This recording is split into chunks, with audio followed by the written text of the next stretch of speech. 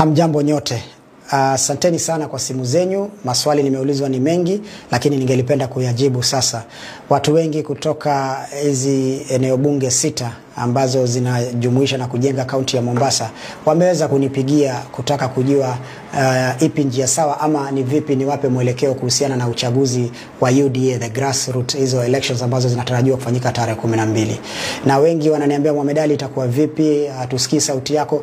Leo nataka kuwaambia na kuweka mambo bayana ya kwamba team Mohamed Ali ndani ya Mombasa County, kwa wale wafuasi wangu wote wanaonipenda, wanaonisaidia katika siasa, wanaohangaika na mimi tukijaribu kujenga huu mji wetu, nataka kuwaambia tarehe 12 ya hii mwezi team Mohamed Ali haitashiriki katika uchaguzi wa UDA. Kisa na maana ni kwa sababu ya mambo ambayo yanaendelea. Katibu wa chama anataka kuibaka demokrasia ya wananchi wa Mombasa kwa kuweza kuweka watu wake vile ambavyo anataka wawe katika vyeo vyao.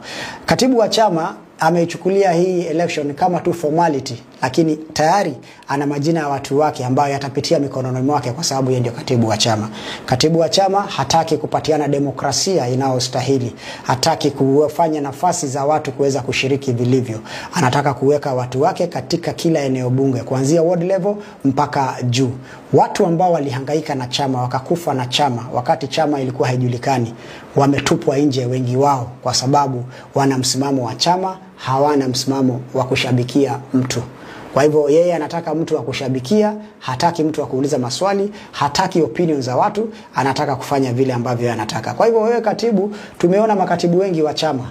Sisi tunataka kuambia hivi, hatutashiriki katika hiyo uchaguzi. Na iwapo makao makuu ya UDA haitaleta suluhu ya haraka, basi sisi hatuna uoga. Tutakuchukulia chama cha UDA tulichokiunda. Tutakukabidhi wewe katibu wa chama ambaye unataka kutumia hiyo chama kuunda platform yako ya 2027. Tutakupatia UDA, lakini tutakupatia jina, hatutakupatia watu. Tutabaki na watu.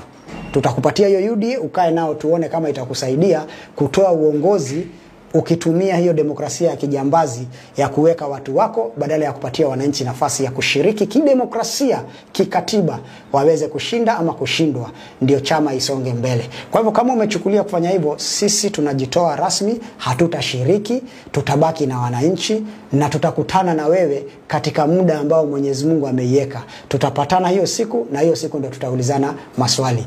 We will hand over the party to you, but we will remain with the people.